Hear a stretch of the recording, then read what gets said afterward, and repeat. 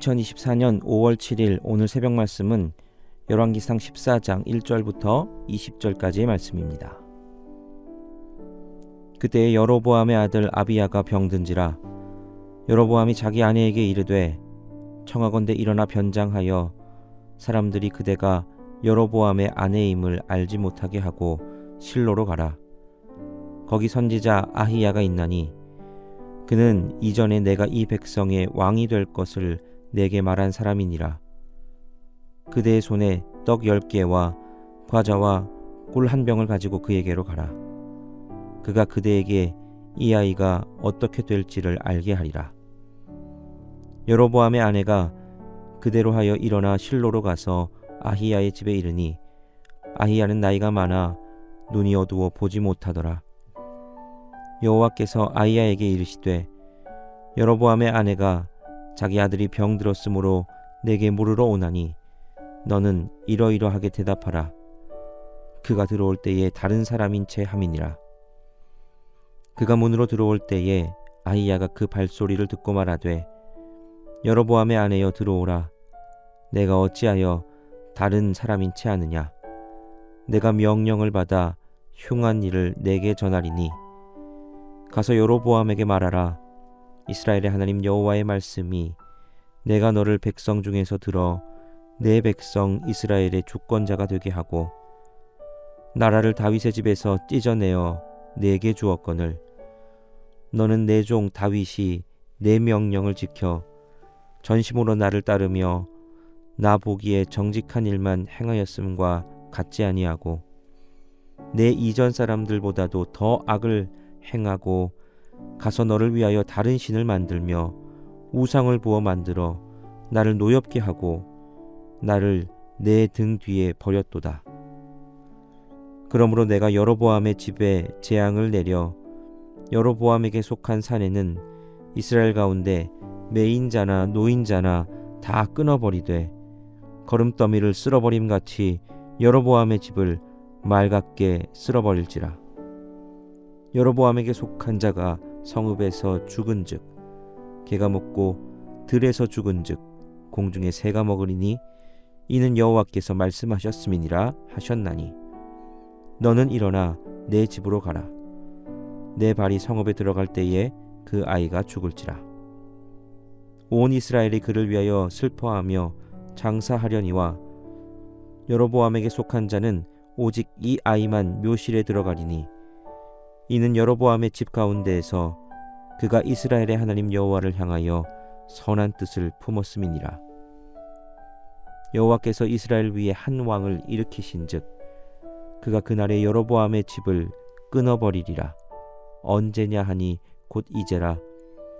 여호와께서 이스라엘을 쳐서 물에서 흔들리는 갈대같이 되게 하시고 이스라엘을 그들의 조상들에게 주신 이 좋은 땅에서 뽑아 그들을 강 너머로 흩으시리니 그들이 아세라상을 만들어 여호와를 진노하게 하였음이니라.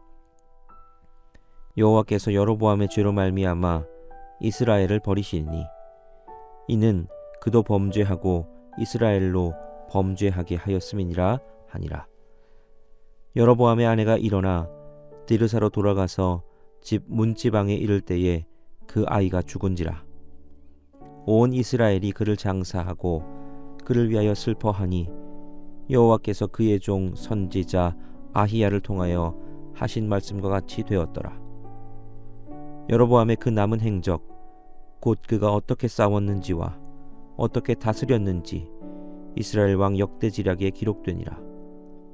여로보암이 왕이 된 지 20년이라. 그가 그의 조상들과 함께 잠에 그의 아들 나답이 대신하여 왕이 되니라.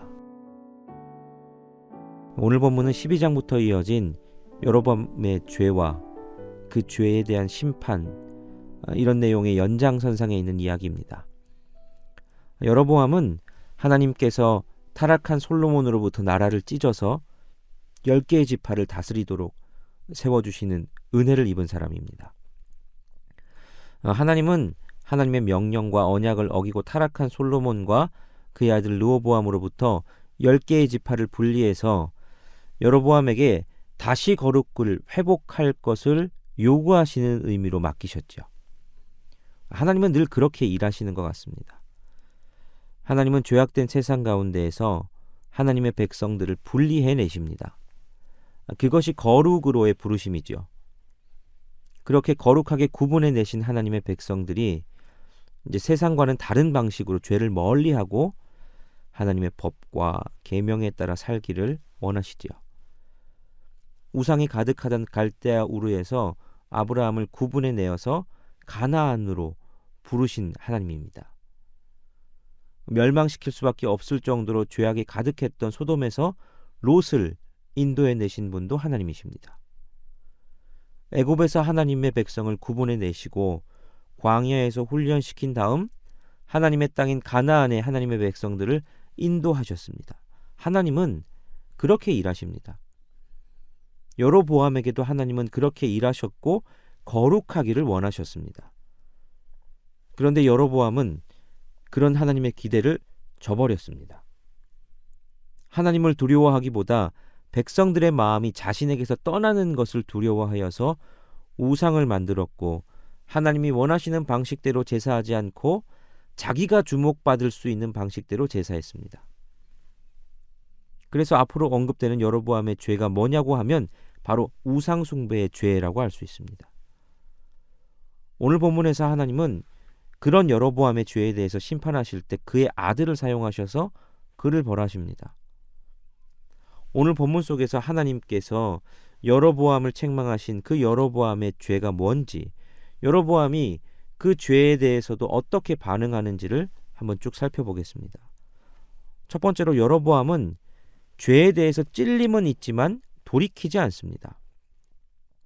2절의 말씀을 보면 여로보암이 자기 아내에게 이르되 청하건대 일어나 변장하여 사람들이 그대가 여로보암의 아내임을 알지 못하게 하고 실로로 가라. 거기 선지자 아히야가 있나니 그는 이전에 내가 이 백성의 왕이 될 것을 내게 말한 사람이니라. 여로보암은 그의 아들 아비야가 병든 것을 보고 아내에게 실로로 가라 말합니다. 그리고 거기서 자신이 왕이 될 것을 예언한 능력 있는 선지자 아히야에게 이 아이가 어떻게 될지를 좀 물어봐라 말합니다. 그런데 그냥 가지 말라고 하고 변장을 하고 가라 합니다. 왕이 선지자에게 묻고자 하는 그 일이 뭐가 잘못된 거겠습니까? 그것 때문에 자신의 아내인 왕비를 보내는데 왜 굳이 변장을 하고 가라고 한 것일까요? 뭐 그렇게 조심할 일인 겁니까? 그 이유는 벌써 여로보암의 마음속에 찔림이 있었기에 당당하게 선지자를 찾아가지 못하는 겁니다. 선지자를 찾아가는 사람이 자신이 누구인지 들키지 않기 위해서 조마조마하며 변장한다. 이게 얼마나 말도 안 되는 일입니까? 그렇게 온 사람을 알아보지 못하는 선지자는 도대체 얼마나 능력 있는 선지자이겠습니까? 그럼에도 불구하고 여로보암은 아내에게 변장을 하고 가라 합니다. 그렇게 찾아가서 여로보암은 하나님의 심판의 메시지를 아내를 통해 전해 듣겠지요. 그런데 여로보암은 전혀 돌이키지를 않습니다. 찔림이 있지만 회개하지 않는, 죄악을 지적받았음에도 돌이키지 않는 우상숭배의 죄악은 이렇게 무서운 죄입니다. 둘째로 여로보암은 문제 앞에서 하나님 찾기보다 사람을 의지하는 모습을 보여줍니다. 아들이 병에 걸렸습니다. 어떤 병인지 말하진 않지만 선지자를 찾아가서 물어야 할 정도로 중한 병이었던 것 같습니다. 그런데 그런 문제 앞에서 여로보암은 자기가 하나님 앞에 직접 나아가질 않습니다. 앞선 본문에 보면 여로보암은 자기가 직접 하나님 앞에서 분향까지 하려 했던 사람입니다. 그런데 자신에게 중대한 문제가 생기자 직접 하나님 앞에 나아가지 않고 의지할 만한 사람을 찾는 모습을 보여줍니다. 우상숭배의 죄는 그런 습성을 가지고 있습니다. 우상숭배라는 게 결국 눈에 보이지 않는 하나님보다 뭔가 내 눈에 보이고 뭔가 내가 직접적으로 의지할 수 있는 다른 대상을 찾게 하는 거죠. 확실한 것을 붙들고 싶어하는 인간의 본성을 자극하는 죄인 겁니다. 우리도 신앙생활하면서 이런 실수 자주 하지 않습니까? 문제가 생기면 자신이 직접 하나님 앞에 나아가 엎드리기보다 좀 의지할 수 있을 만한 사람, 목사님이나 전도사님, 기도 많이 하시는 권사님이나 집사님, 장로님 이런 분들 찾아보려고 사람 의지하는 실수를 우리도 자주 합니다. 그만큼 사람들이 넘어지기 쉬운 죄입니다. 하나님은 서로 격려하고 세워주라고 신앙의 동역자를 주신 거지 하나님보다 그 사람 더 의지하라고 주신 게 아니라는 사실을 우리는 기억해야 됩니다. 세 번째로 여로보암의 죄는 자신만이 아니라 다른 사람도 범죄하게 하는 죄였습니다. 16절 말씀입니다. 여호와께서 여로보암의 죄로 말미암아 이스라엘을 버리시니 이는 그도 범죄하고 이스라엘로 범죄하게 하였음이니라 하니라. 16절에서 하나님은 여로보암이 범한 이 우상 숭배의 죄에 대해 말씀하시면서 그것이 그만 범죄할 뿐만 아니라 이스라엘도 범죄하게 했다. 그래서 하나님이 이스라엘을 버리셨다라고 평가하십니다. 우상 숭배의 파괴적인 면이 여기 있습니다. 우상 숭배는 죄악된 문화를 만들어냅니다.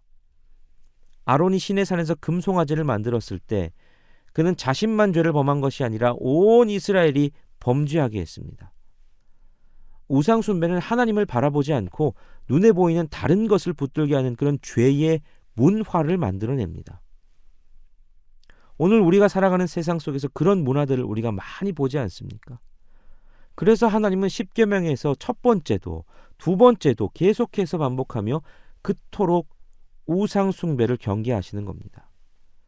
우상 숭배는 자기만 망하게 할 뿐 아니라 다른 이도 함께 망하게 합니다. 우리는 오늘 여로보암의 모습을 보면서 죄에 대해서 특히 우상 숭배라는 죄가 얼마나 무서운 것인지를 깨달아야 하고 그 죄에 대한 민감성을 가져야 합니다. 우상 숭배는 우리가 지금 가고 있는 길이 죄된 길이라는 찔림을 가지게 함에도 불구하고 돌이키지 않게 할 정도로 강력한 흡입력을 가지고 있습니다. 그래서 눈에 보이지 않는 하나님 의지하기보다 눈에 보이는 것 붙들게 합니다. 자기만 망하는 것이 아니라 다른 이들까지도 망하는 사망의 길로 끌어들이는 그런 파괴력을 가지고 있습니다. 여러분, 여로보암의 집에 내렸던 벌을 기억하시기 바랍니다. 여로보암의 아들 결국 그의 어머니가 성에 이를 때 하나님 말씀하신 바처럼 죽습니다. 뿐만 아니라 하나님은 여로보암에게 속한 사내는 이스라엘에서 다 끊어버리겠다고 하십니다. 이런 무서운 경고의 음성을 듣고 우상 숭배의 죄에 대해 두려움을 가지는 새벽이 되었으면 좋겠습니다. 죄의 파괴력은 엄청납니다. 죄를 가볍게 생각해서는 절대 안 됩니다. 그래서 주님은 우리에게 피 흘리기까지 싸울 것을 명령하셨습니다. 피 흘리기까지 싸우기를 포기하고 적당히 타협한 결과는 너무너무 비참합니다. 하나님의 백성이 그런 비참한 마지막을 맞는다면 얼마나 안타까운 일입니까? 오늘도 우리가 거룩하기를 원하신 하나님의 부르심 앞에서 다시 결단하는 새벽 되기를 간절히 소원합니다. 기도하겠습니다. 거룩하신 하나님, 내가 거룩하니 너희도 거룩하라 하는 하나님의 명령을 소홀히 하지 않는 우리가 되게 하여 주옵소서. 하나님 외에 다른 신이 없음을, 눈에 보이지 않아도 우리가 붙들어야 할 분은 하나님밖에 없음을 다시 결단하는 우리가 되게 하여 주옵소서. 그리하여 여로보암의 길로 가지 않고 하나님의 마음에 합했던 다윗의 길로 걸어가는 이 하루가 되게 하여 주옵소서. 오늘 하루 세상에 물들지 않게 깨어 기도할 때 성령의 능력으로 충만하게 하시고 이 새벽 기도하는 주의 백성들의 기도에 응답하여 주옵소서. 예수 그리스도의 이름으로 기도하옵나이다. 아멘.